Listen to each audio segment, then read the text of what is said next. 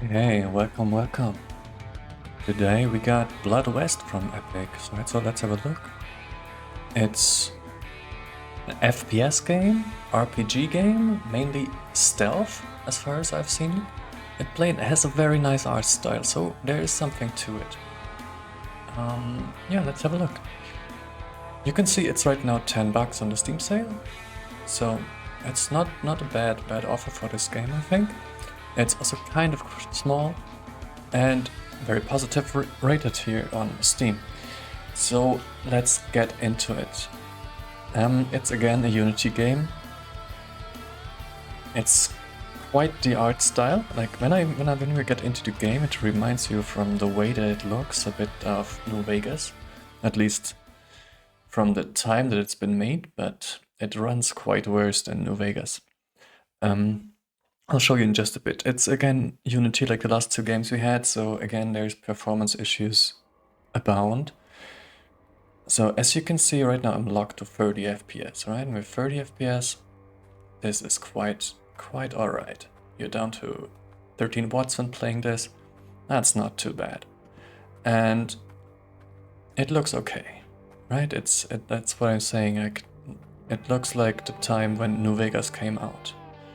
Which is fine, I don't mind the New Vegas art style.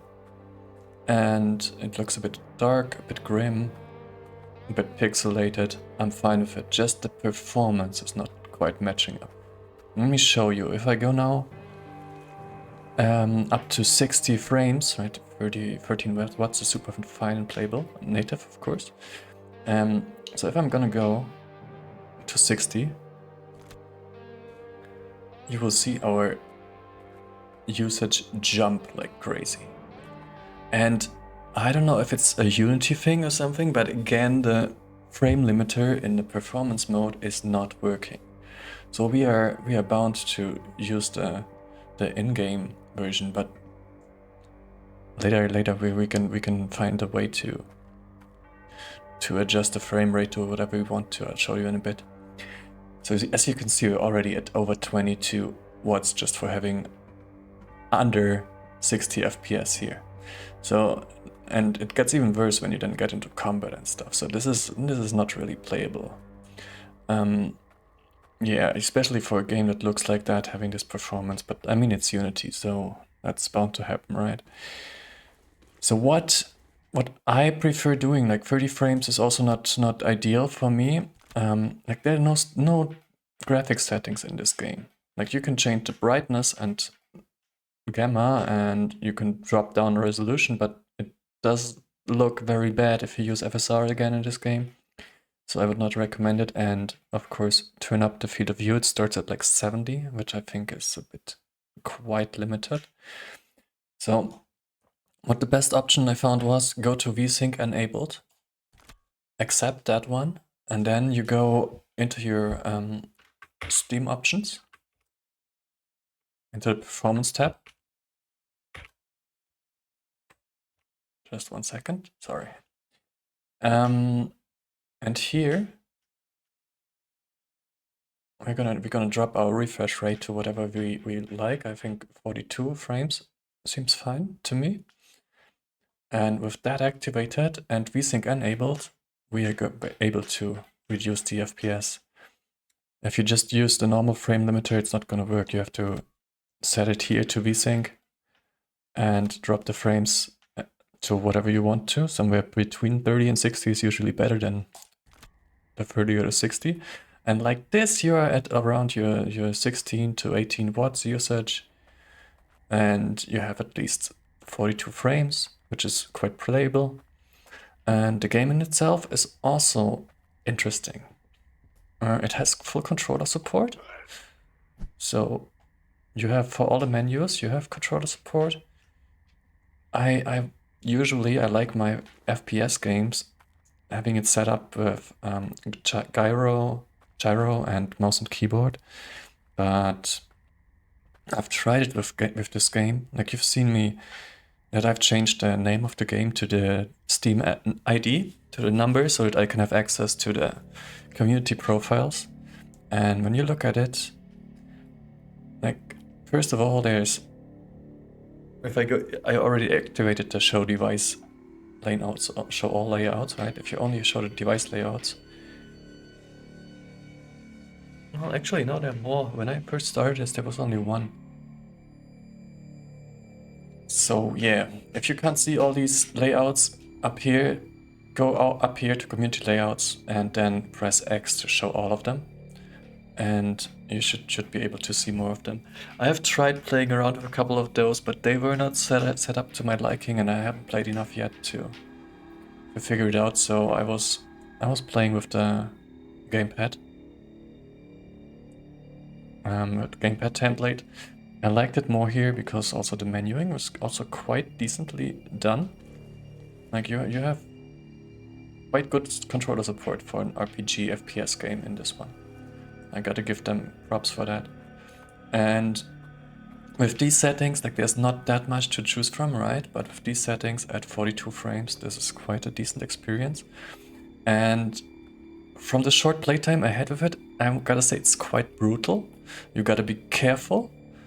It's not an RPG in the kind of New Vegas where you have a lot of great, interesting characters. It's more like a stealth game. It has like a... Where is it? Like somehow a deep skill system, it looks like, at least, where there's a lot to choose from. But I haven't gotten deep enough into this game to be able to judge it. But a lot of these things then give you different perks, which you only see when you click on it. So it's kind of hard to first wrap your head around what's going on. Yeah, you get kind of small quests that you have to do. You have to buy your maps. It feels a bit old school RPG.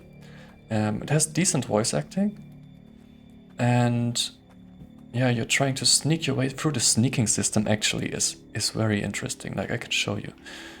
When I get closer here, you can also grab like a rock to throw and distract enemies. You know, like an old school Splinter Cell. And so if I go to sneak mode, and here's a town full of enemies, so there's some up there already, you can see them. You see the bar at the bottom, and there's like an ear and an eye, and that's a very, very interesting part. Like you can walk very slowly, and they won't hear you as much as when you run, right?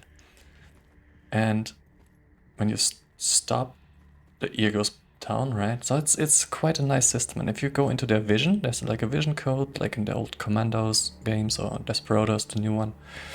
So it's more of like a first-person stealth game with quite an interesting stealth mechanic. Like there's not much crazy new about the stealth mechanic, but it's executed quite well, I think. You can sneak your way through most of this, especially with being able to distract them with rocks and stuff. And getting the insta-kills on the enemies is not that easy yet, but maybe I'm just missing a few of these perks here. Maybe I need to spend my skill points, level up a bit. And there's guns, of course, as well, right? You've seen it, there's Colts and stuff. But I haven't played around with that too much yet, and before I would play around with that, I would probably get my gyro set up. So yeah. Yeah, you can see how in the town here, even though we're down to 42 frames, we're again over 20 watts. And for a game looking like this, it's really not understandable with the performance, but I guess that's Unity for you, right? At least like this, it's stable at 42. Maybe you even have to drop it a bit more, but this is like one of the toughest sections I've found in the early game, where the usage spikes up. So yeah, maybe you gotta drop it even more. But at least with VSync, you're able to adjust it to whatever you want and get a bit over 30 or go for more performance if you like to. I've also tried using FSR, right? If you want to use it, you can drop the resolution here, but make sure you are set to windowed mode. Oops, no, sorry, here in display, you want to have it set to window so that these settings will work with FSR properly. And I think it drops in quality too fast for it to be really worth it, but maybe you have a different taste than I do. Yeah, so these are kind of the settings that I would recommend. I think it is an interesting game. It has good controller support, and for a freebie, it's not bad. It's not bad. So thanks for hanging. I'm gonna go grab some tea, and I'll see you next time. Bye bye.